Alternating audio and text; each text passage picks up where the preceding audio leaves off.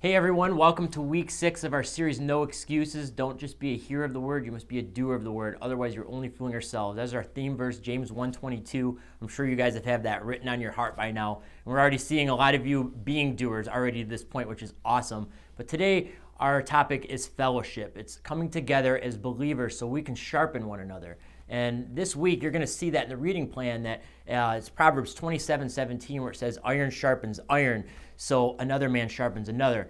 So we're going to look as to what that means. What is that even talking about, iron sharpens iron? You see a lot of guys with that on their shirts. They're wearing it around, or sometimes it's on people's walls in their house. It can be a cliche verse.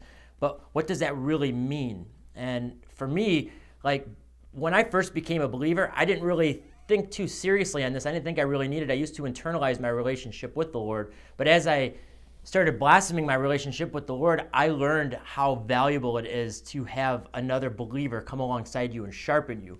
Somebody that it's not really just going to tell you what you want to hear, but sometimes it's things that you don't want to hear. They give you accountability. Basically, they're coming alongside you like a real edifying conversation. And it took me a long time to find that. And I'll be honest, even through COVID, I was awfully convicted with this. I learned how much I really needed this through just the whole season of this, of not being around other believers as much, and how you learn that you need that. We need that to build each other up. And the Bible even says that. It talks about it in Hebrews 10:23-25. It says, and let us consider how to stir up one another to love and good works, not neglecting to meet together, as is the habit of some, but encouraging one another. We need this. It's very important. So tonight we're going to talk about what it's like to have real good fellowship with people and what it's like not to have good fellowship with other people. So let's dissect the verse a little bit into iron sharpens iron. If we are to sharpen one another and we are to edify one another, well then that's making us an active tool that can be used out in society, that can be used out in the world to show the light of Christ, right? So what does that look like for other believers? And for me, I have a really good friend that I go have breakfast with every so often. And him and I sit down and have breakfast. Our conversation is wrapped around the Word of God.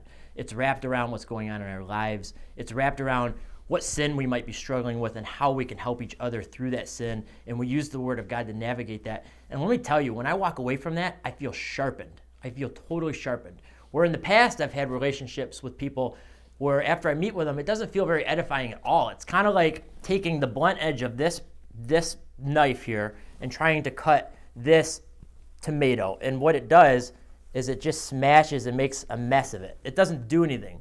But after I sit and I have breakfast with my friend that's another believer, I walk away feeling edified, because what we end up doing is we sharpen each other. Not only am I sharpened from the relationship, but he's sharpened as well. And I end up leaving there edified, where I can walk around in the world as an effective tool, sharing the gospel and showing the light of Jesus Christ to the world. So tonight we had our Hayride S'mores and More event, and a lot of you came to that. I'm sure we're having wonderful fellowship right now. But if you didn't come to that, I want you to get together with your parents or get together with your group members or your leaders or your friends, and I want you to ask yourself, are you really having true fellowship with another believer? With this fellowship with another believer, is it somebody that you really feel edified with after you've been meeting with them? Or after you've met with them, do you feel edified? So I want you to talk about that in your groups tonight, or with your parents, or talk about it with your leaders.